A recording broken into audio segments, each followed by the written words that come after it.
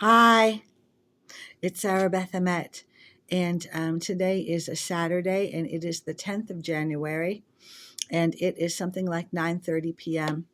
And I was inspired, I was moved by Barry Manilow once again. This great showman has transported me. And what can I say? He is an amazing artist, an amazing showman, an amazing um, dramatist and singer. And I was once again moved and made and given life that I want for to give thanks. I want to give thanks for all of the support and the goodness and the well wishes that I receive. And I want to say yes. I want to say yes to life, and I want to give great thanks and mm, in the name of blessing and for all that blessing is able to be. I want to say yes to soul. I want to say yes to good soul and to good life and to good being.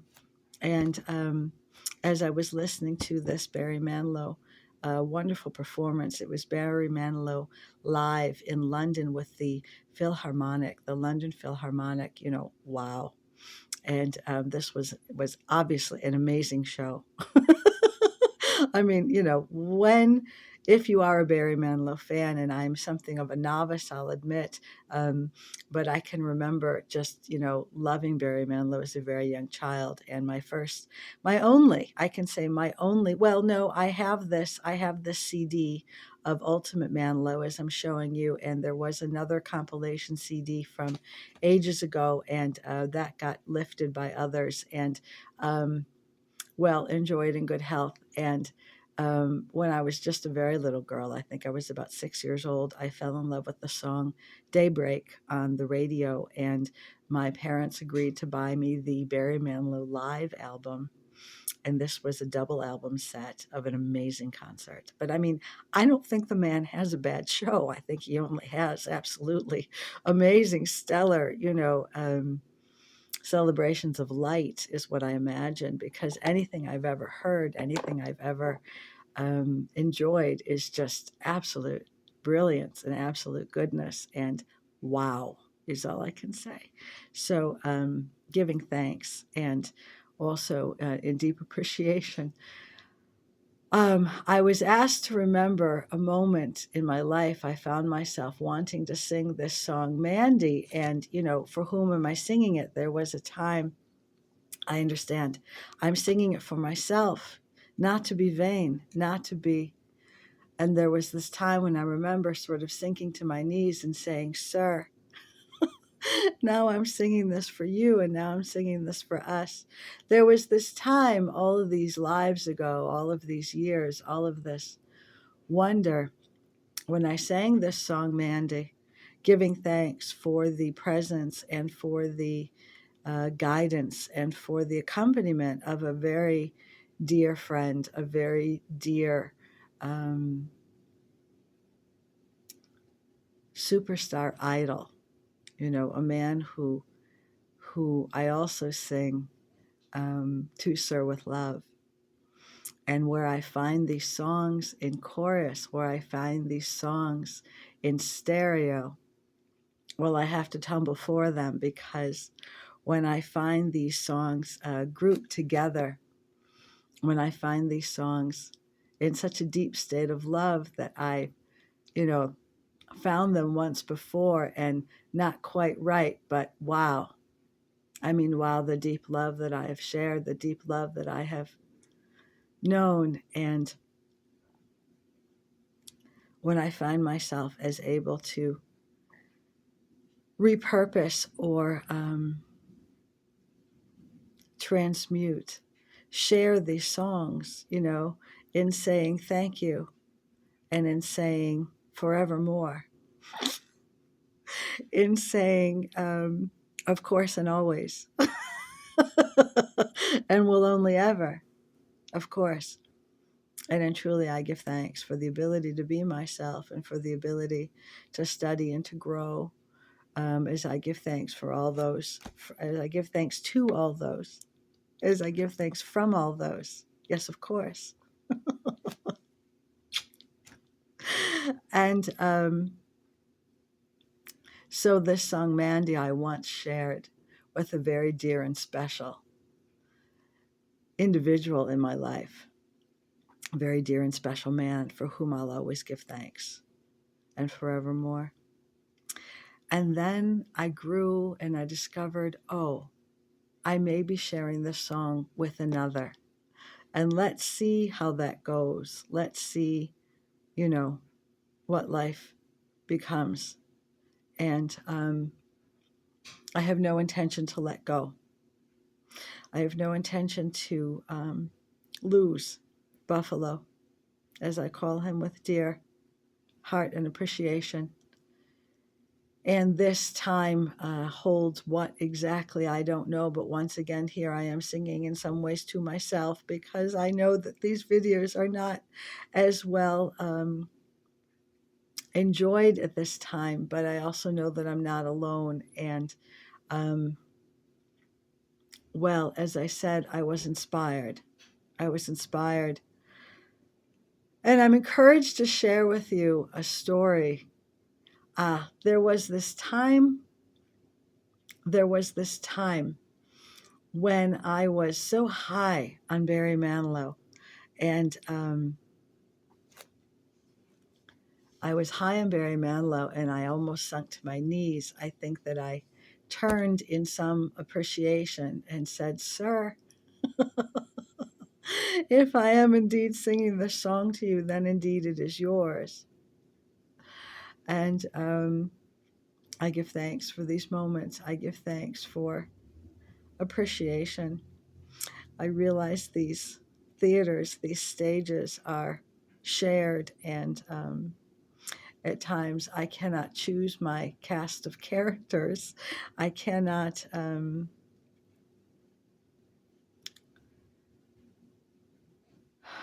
direct or manage all that I would choose, but I give thanks. I give thanks.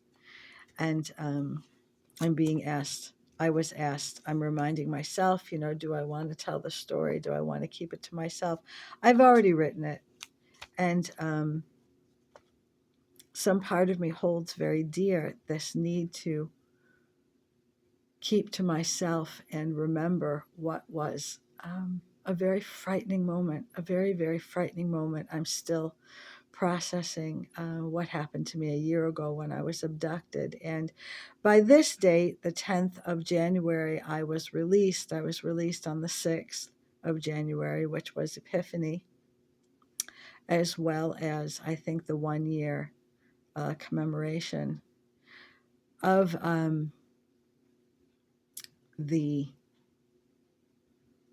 was it just 1 year? No. How many years has it been? I'm off. I'm sort of lost. I'm kind of still processing.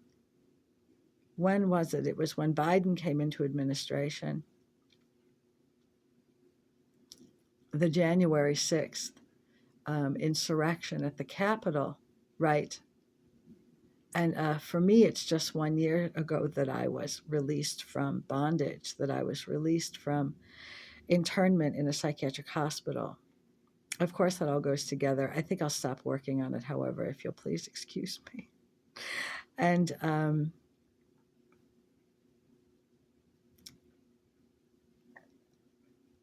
I was being asked to remember a very early moment.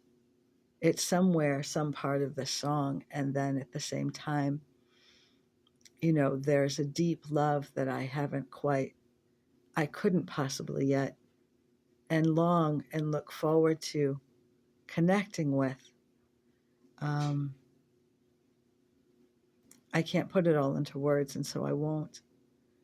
But after the horror of what I experienced, and I made some agreement to what I thought would just be a few days. It could have been 1 day, is what they tell me. It could have been 1 day of observation, but it stretched into 12 days of observation in a psychiatric hospital. And this was entirely criminal. It wasn't a criminal. It was an criminal. A criminal. internment and experience. And I'm still overcoming it. I'm still recovering. I'm still dealing. I'm still, I've come through, and I still have fear, and I'm still surviving in general. But, all those hours ago, all of those minutes and seconds, and that's some of how it was when I was in this internment, that it was just something that had happened. And after the hours that I stopped shuddering from it, and I had to, get my bearings and deal with where I was, and figure out how to get through it. And here I am, over a year later, still. At times looking back, I thought I was finished with it, and yet here is this willingness I have to remember a woman who received me, a woman, a nurse who received me in the psychiatric hospital. It was after the ER, after the incident where I sprayed a frauding police officer with pepper spray. And they did not arrest me, but they bound me. They restrained me to a backboard. They removed me from my home, my condo, without any keys, without any shoes, without a coat, without my purse, without any form of identification. Excuse me. What I understand is that someone, went back. This is my truth. I was being moved, I think, and I needed to process. I was abducted from my own home, and they took me. And they went back for my ID because this was an illegal experience. This was a criminal act. And the real police, they say, would never have crossed the threshold into my home. The real police say that they would have been appropriately dressed. And the real police say that they would not have removed me without my coat, without my shoes, without my purse, without, appropriate, not just ID, but without my keys. They would not have removed me in the manner in which I was removed.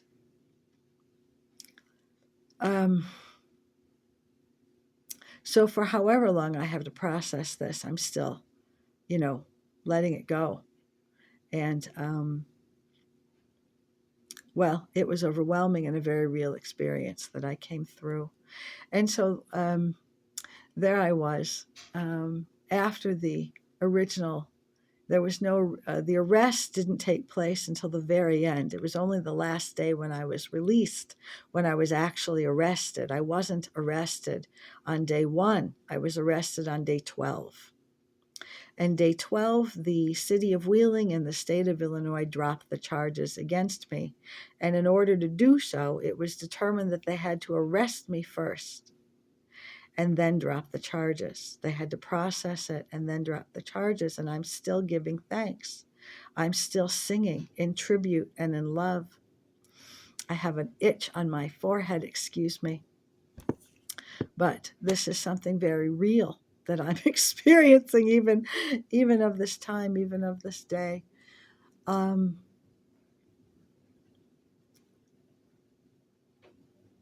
I keep stretching, and I know that these videos have not yet been so well received. I can see that they either aren't counting right or no one's watching them. But I still make them. I still have these moments and these experiences. And I know that the more I speak, the more I stretch this out, and the more that I lose the energy. And also, I'm already at 15 minutes. This is, the longer I speak, it's sort of like the less audience I receive, because I've already talked so much. And so now I make the decision as to whether to go forward or to let it go. Is this the rehearsal, or is this the real thing? And in some ways, it doesn't matter to anyone else but me.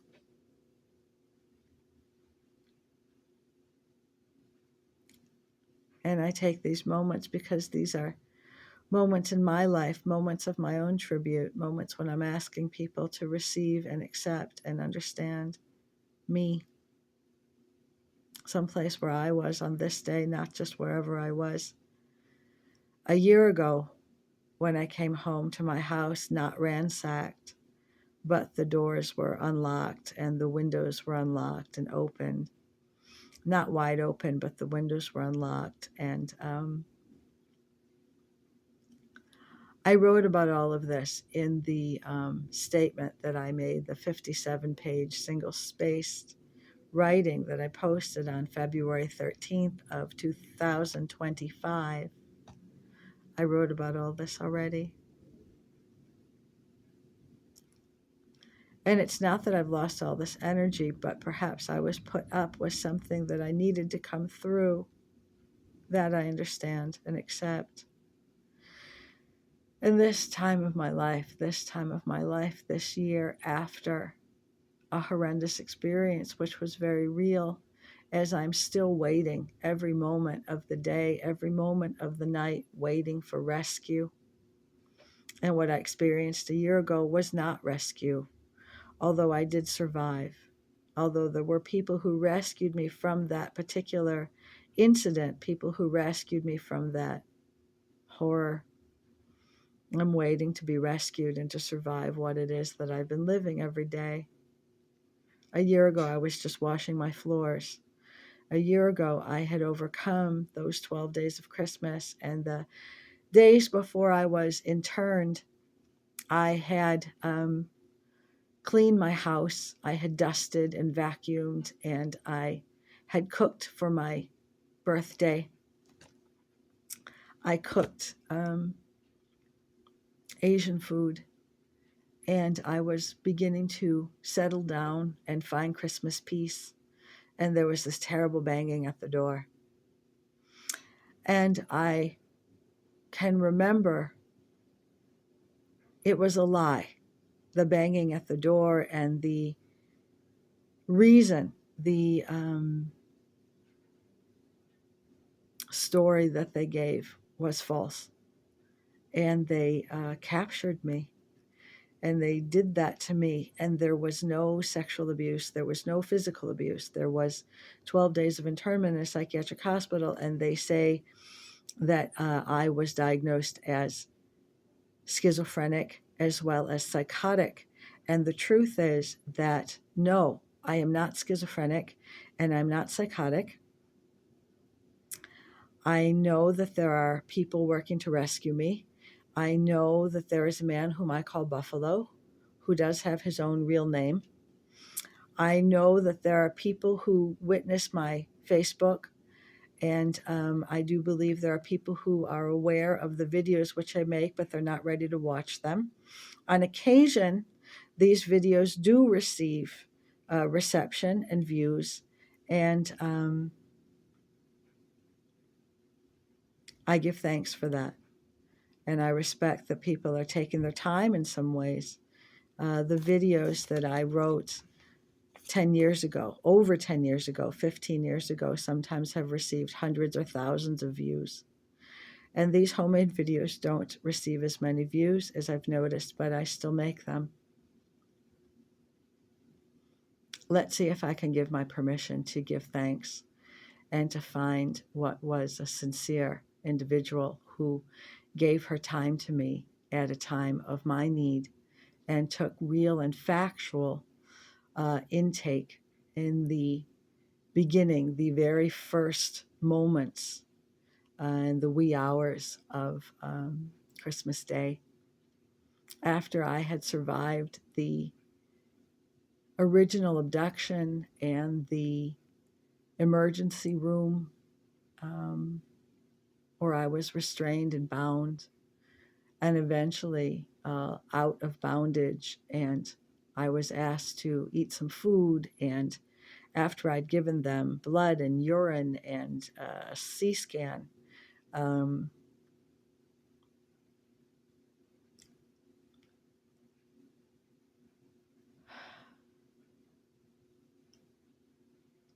I couldn't get into my clothes yet.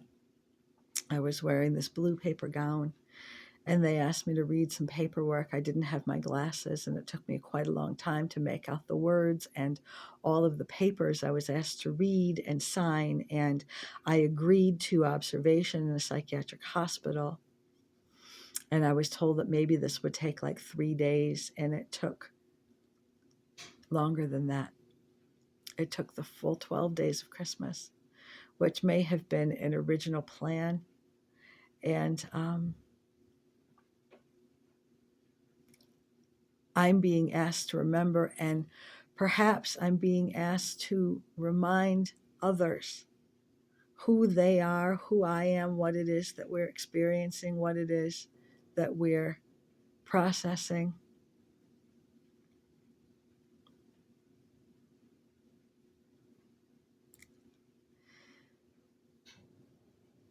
And I remember my anger and my pain.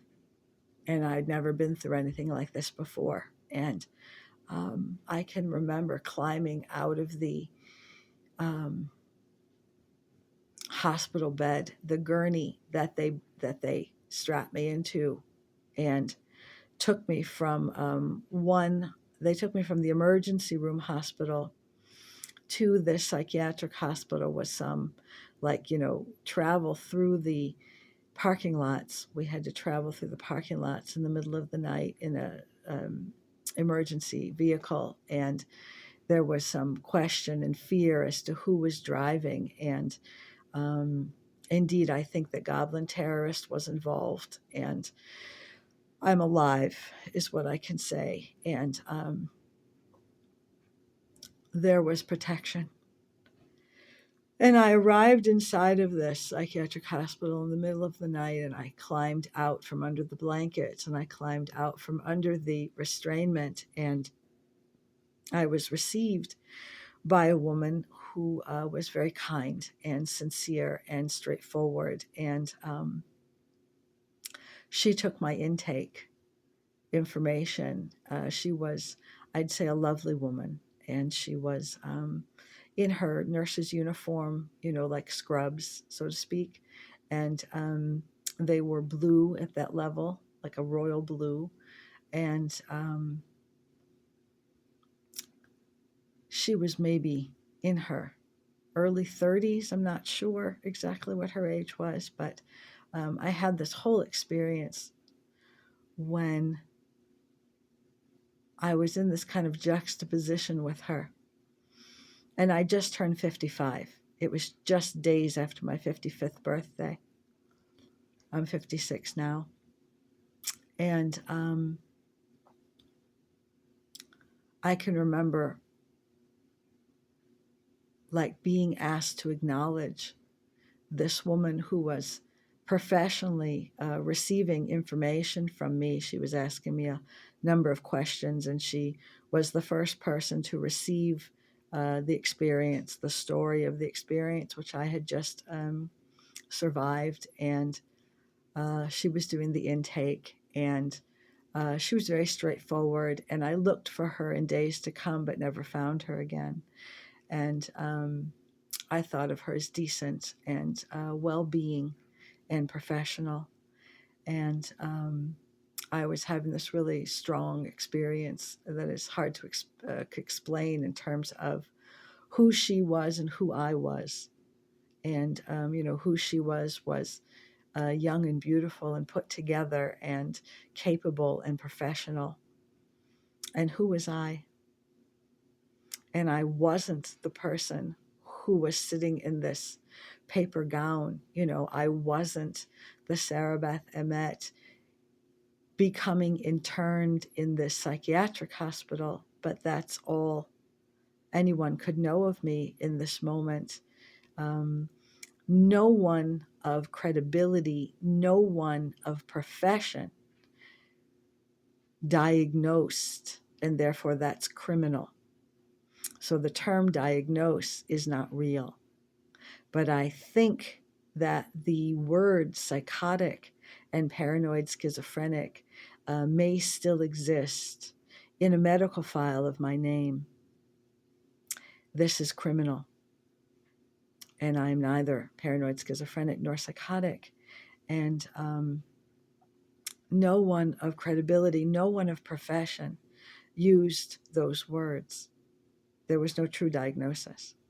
And they say it was known within 24 hours that I was neither psychotic nor paranoid schizophrenic, and I was stuck in this internment, and that they perhaps premeditated how many days and when and why and how they would release me. And so here was this kind woman who was not my exact reflection. However, perhaps she had something to offer in terms of showing me something which was wanted for me to know, in terms of being professional, in terms of being decent, as I say, and hardworking. And I can remember thinking, yes, this would be a woman who I would like to know. I can remember thinking, I'll bet that she's loved. And maybe she has a husband and children. I don't remember her wearing a wedding ring, but I remember believing that she was somewhere loved and received and appreciated. And I remember being thankful that a decent person was taking my intake, and I didn't know yet where I was and what all was going on and how hard people worked to find the right professionals to staff this environment. And what I can remember, and as I'm being asked to relate these brief moments when, as she was writing the notes of what I was saying, and she was leaning into her work, and her ID tag would pull on her shirt. The weight of her ID tag would pull on the V-neck of her nurse's uniform, and it would pull down, exposing her breast. I wrote about this in my writing, and it was this very confusing, very, potentially sacred. It was this very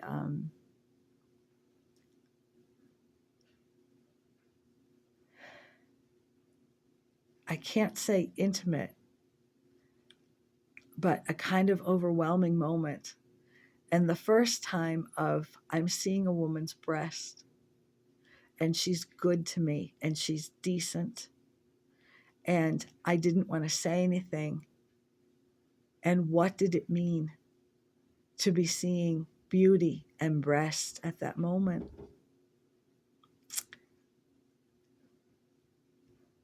And I've lived my life as a lesbian, and I've known breast, and I've known beauty, and I've known love, and I've known nurturance and sustenance.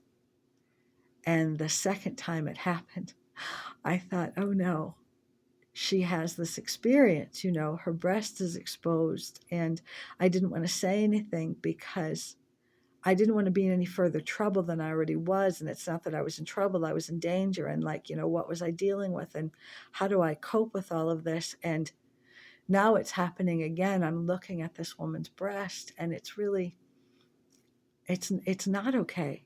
It's not okay. And this was like this moment of beauty, this moment of, how do I understand what it is that I'm experiencing? And it wasn't, this was not a sexual moment. I was trying to understand, what was the sacredity, what was the life force, the sustenance of this woman and her breast. And I had to say something to her. The third time this happened, I had to stop and say, excuse me, I hope you don't mind that I'm telling you this, because I don't want to offend you. And I was frightened that she would be angry, or that she would somehow retaliate against me for telling her. And I had to work on my response. I had to work on what to say, which was to say that I didn't want her to be in any danger, which is my truth.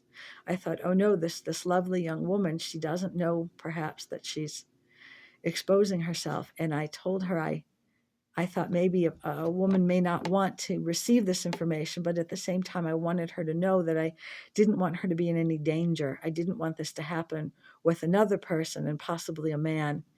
I didn't want her to expose herself in some way that was in any way endangering to her, and in any way,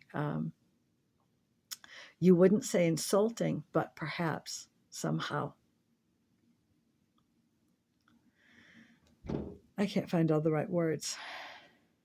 And I thought, well, maybe I helped to save another woman's life. Maybe I helped to save another woman from this position of harm that I was surviving myself.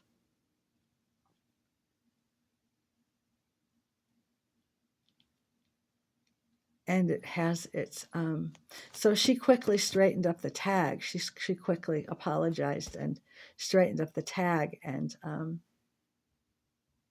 it wasn't something which she allowed to happen deliberately.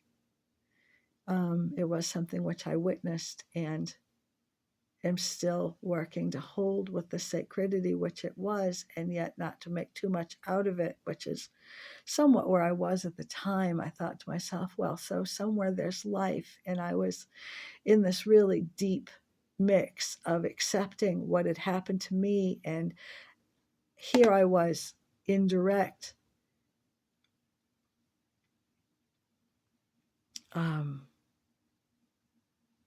opposite, not opposition. Here I was opposite a woman who was living more life and living normal life. And here she was hard at work. And she would later witness my near nude body in a observation physical, not a full physical, but they needed to check me for bruises or cuts or wounds of any kind. And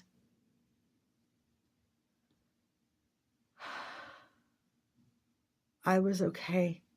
I was okay. And I looked for this woman again, and I couldn't find her. And I had to accept that that was all I could have of her. And here I had had her breast at some level, at some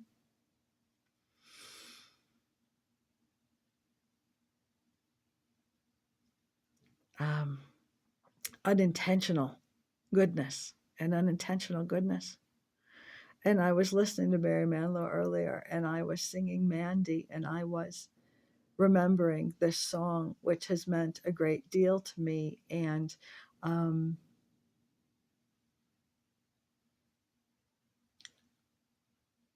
while I've told this story before, perhaps, it's now become something I don't want to let go of. It's now become something that I cherish. And I'm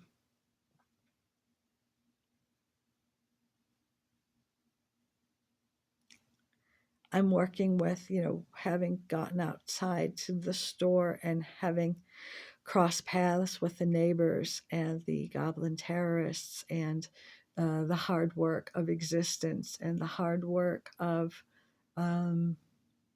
survival and waiting rescue and working to stay in a place of,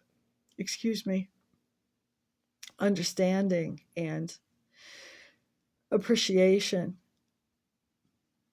And so when I heard this song earlier, I found myself processing and asked to remember this moment, which was of my own life, when I witnessed the hard work and the vulnerability of another woman who made the choice to receive me in the middle of the night and to see me on my way and make sure that I was well and cared for. And I keep giving thanks. I remember all my life raining down as gold as ice, shadows of a man, a face through a window, crying in the night. The night goes into morning, just another day. Happy people pass my way. Looking in their eyes, I see a memory. I never realized how happy you made me, oh Mandy. Well, you came and you gave without taking, but I sent you away, oh Mandy. You kissed me and stopped me from shaking, and I need you today, oh Mandy. Standing on the edge of time, walked away when love was mine. Caught up in a world of uphill climbing, the tears are in my mind, and nothing is rhyming, oh Mandy. Well, you came and you gave without taking, but I sent you away, oh Mandy. You kissed me and stopped me from shaking, and I need you today, oh Mandy. Yesterday's a dream. I face the morning crying on the breeze. The pain is calling, oh Mandy. Well, you came and you gave without taking, but I sent you away, oh Mandy. You kissed me and stopped me from shaking, and I need you today, oh Mandy. You came and you gave without taking, but I sent you away, oh Mandy. You kissed me and stopped me from shaking, and I need you. My voice only calls and sings so far, but I tell you that it's calling and that it's always been. And I give thanks for the opportunity to reflect. I give thanks for the opportunity to remember and the opportunity to survive, to keep going, and to receive each day new and hardworking. And then I wanted to sing Mahogany again. Do you know where you're going to? Do you like the things that life is showing you? Where are you going to? Do you know? Do you get what you're hoping for? When you look behind you, there's no open doors. What are you hoping for? Do you know? Once we were standing still in time, chasing the fantasies that filled our minds. You knew I loved you, but my spirit was free, laughing at the questions that you once asked of me. Do you know where you're going to? Do you like the things that life is showing you? Where are you going to? Do you know? Now looking back at all we planned, we let so many dreams just slip through our hands. Why must we wait so long before we see how sad the answers to those questions can be? Do you know where you're going to? Do you like the things that life is showing you? Where are you going to? Do you know? Do you get what you're hoping for? When you look behind you, there's no open doors. What are you hoping for? Do you know? What I was told is that Buffalo is working very hard and that he is working very hard with others to launch a website, and a website which will rescue me. And I've been hearing about this website for some months now. This is a different place than I was before the abduction and the internment. This is a different place than I've been. And rather, I've been here some weeks, some months, looking forward to and waiting for this website, which I will receive well, which I will receive, and I think with awe. I think that I will receive this website with awe and with appreciation. And um, I am so here and ready and waiting for this day to come forward. So here and ready and waiting for all of this goodness to unfold, and working hard to survive through what is sometimes excruciating, very real pain, very real, excruciating pain and horror and torture. And I'm working hard to stay strong and to keep life where it needs to be, which is forward. And so I then found myself wanting to sing this song, Through the Eyes of Love, Melissa Manchester, giving thanks, a theme song from Icecastles, beautiful film of ice and skating, which I'm not able to do myself, but I have some understanding with reverence. Please don't let this feeling end. It's everything I am, everything I want to be. I can see what's mine now, finding out what's true. Since I found you, looking through the eyes of love. Now I can take the time, I can see my life as it comes up shining now, reaching out to touch you. I can feel so much since I found you, looking through the eyes of love. And now I do believe that even in a storm we'll find some light. Knowing you're beside me, I'm alright.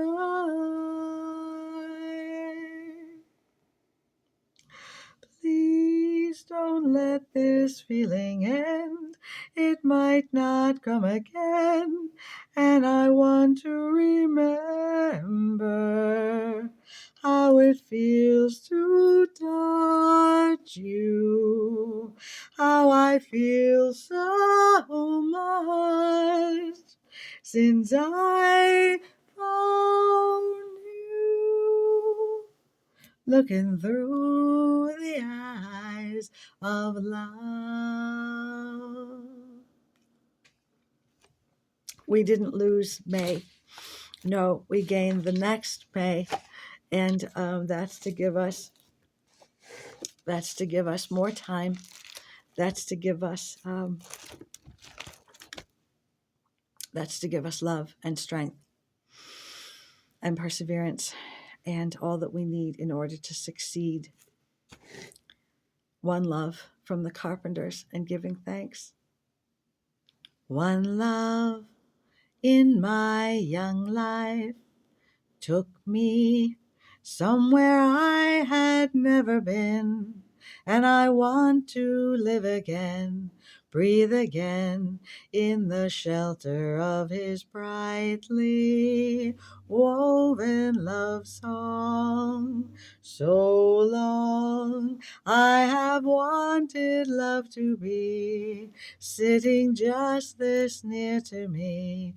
Now my waiting heart is free. Few are the choices we are given, The sands of time pass quickly by. One dream of my young life now stands, holding out his hand to me. Now I can't help but believe that my whole life will be spent in one love, spent in one love.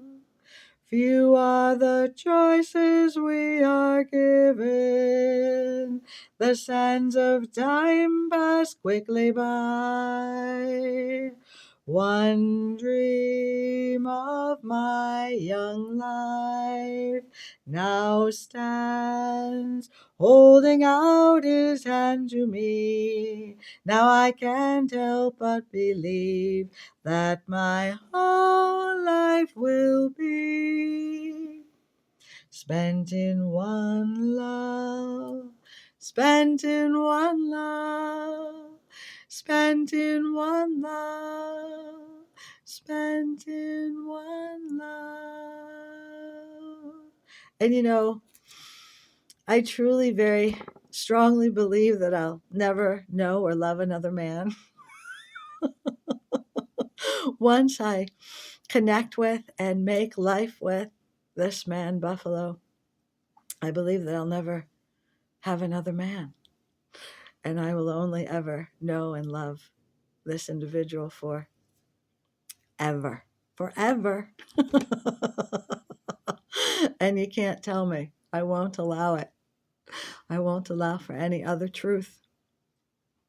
So I could go on singing, and perhaps I will, but not perhaps for the tape. I've sung almost an hour, and then the idea is, if I could keep going, then maybe I should. And let's do one more Howard Jones, No One Is to Blame. You can look at the menu, but you just can't eat. You can feel the cushions, but you can't have a seat. You can dip your foot in the pool, but you can't have a swim. You can feel the punishment, but you can't commit the sin. And you want her, and she wants you. We want everyone, and you want her, and she wants you. No one, no one, no one ever is to blame. You can build a mansion, but you just can't live in it. You're the fastest runner, but you're not allowed to win. Some break the rules and let you count the cost. The insecurity is the things that won't get lost. And you want her, and she wants you. We want everyone,